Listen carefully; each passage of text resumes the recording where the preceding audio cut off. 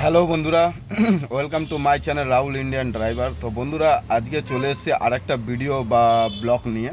তো বন্ধুরা, একটাই কথা বলবো, আমি প্রায় 2-4 দিন ধরে দেখছি যেরকম আপনার বৃহস্পতিবার, শুক্রবার, শনিবার, রবিবার এতটা অবধি আমি দেখলাম অতিরিক্ত গাড়ির সাথে বাইকওয়ালাদের খুবই অ্যাক্সিডেন্ট হচ্ছে।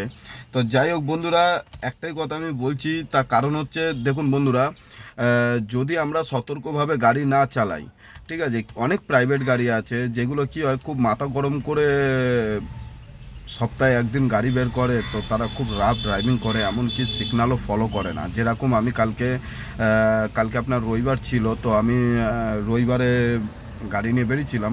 তো কালকে আমি দেখলাম যে 3-4টে সিগনালে, যেরকম কলকাতার ভেতরেই আছে, লেক টাউন, তারপরে আপনার চিংড়িঘাটা, রুবি, তারপরে আপনার মুকুন্দপুর। অবভিয়াসলি এই নামগুলো যারা কলকাতা থাকেন তারা অবভিয়াসলি চেনেন, আর যারা চেনেন না তারা প্লিজ সার্চ করে নেবেন, তাহলে বুঝতে পারবেন। গুগলে সার্চ করে নেবেন, তাহলে বুঝতে পারবেন যে এই কথাগুলো আমি মিথ্যে বলছি কি সত্যি বলছি, মানে এই জায়গাগুলোর নাম। তো এইবারে বন্ধুরা দেখুন, কালকে যখন আমি আপনার এই সিগন্যালগুলোতে আর কি আসছিলাম, ঠিক আছে বন্ধুরা, তখন বললে হয়তো আপনি বিশ্বাস করবেন না, 2-3টে প্রাইভেট গাড়ি নিজেদের মধ্যেই রেসারেসি করছিল। করতে করতে করতে করতে সিগন্যাল মানলো না। আমি দাঁড়ালাম আমার সাইড দিয়ে, আমি দাঁড়িয়েছি, তো আমার ডান সাইড থেকে হুস করে বেরিয়ে গেল একটা 4 চাকায় গাড়ি।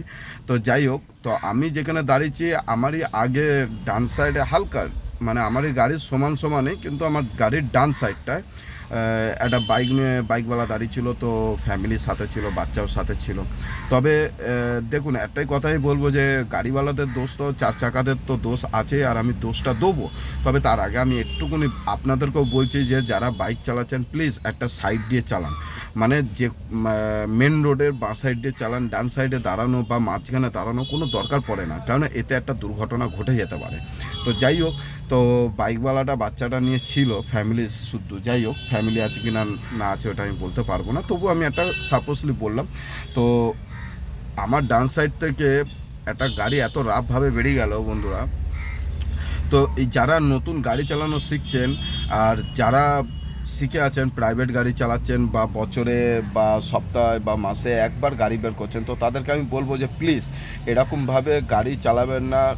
ট্রাফিক সিগন্যাল ফলো করুন, নিয়ম মানুন, আর ধীরে সুস্থে গাড়ি চালান। কেননা আপনি, মানে যারা, যেসব গাড়িরা এই যে সিগন্যাল ফেল করে, তারা অ্যাকচুয়ালি কত তাড়াতাড়ি পৌঁছাবে, হয়তো 5 থেকে 10 মিনিট আগে পৌঁছাবে।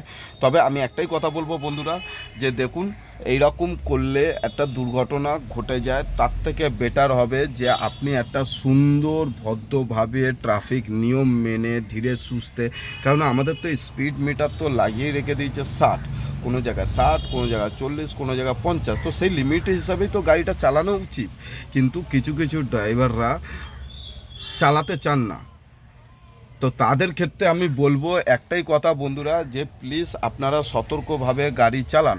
তার কারণ হচ্ছে আপনারা সতর্কভাবে গাড়ি চালালে কোনো মানুষের সাথে বা কোনো বাইকওয়ালাদের সাথে ঘষাঘষি বা অ্যাক্সিডেন্ট বা একটা দুর্ঘটনা কাণ্ড ঘটে না। আর আরেকটা কথা বলবো যে অনেক গাড়িওয়ালাদেরকে দেখেছি শনিবার আর রবিবার, মানে ছুটির দিনে আর কি, অনেক গাড়িওয়ালাদের দেখেছি যে ফ্লাইওভারে দাঁড়িয়ে ফটো তোলে বা ভিডিও বানায়। আর কিছু গাড়িওয়ালাদের দেখেছি, মানে নামি দামি গাড়ি, তাদের এইখানে ফোল্ডিং কাঁচ থাকে, সেই কাঁচটাকে সরিয়ে বিন্দাস ওর ওপর থেকে উঠে 2 হাত মিলে এমনি করে চালায়। কিন্তু একটা কথা মাথায় রাখবেন, ঘুড়ির সুতো খুব ডেঞ্জার। তো সেই কারণে বলবো সেই সব ড্রাইভারদেরকে, যারা নিজেদের গাড়ি আছে বা যারা অপরের গাড়ি চালান, সেই সব ড্রাইভারদেরকে বলবো যে প্লিজ এই রকম করতে বারণ করবেন, কারণ যে কোনো মুহূর্তে একটা দুর্ঘটনা ঘটে যেতে পারে। ঠিক আছে, চলুন বন্ধুরা, তবে হ্যাঁ একটাই কথা বলবো যে রাফ ড্রাইভিং করবেন না, ট্রাফিক আর সিগন্যাল নিয়ম মেনে আপনারা গাড়ি চালান। আর আমার ভিডিওটা যদি ভালো লেগে থাকে তাহলে প্লিজ লাইক, কমেন্ট, সাবস্ক্রাইব করে দেবেন। আর হ্যাঁ, সতর্কভাবে নিয়মভাবে গাড়ি চালাবেন। চলুন, টাটা বন্ধুরা, দেখা হচ্ছে পরের ভিডিও।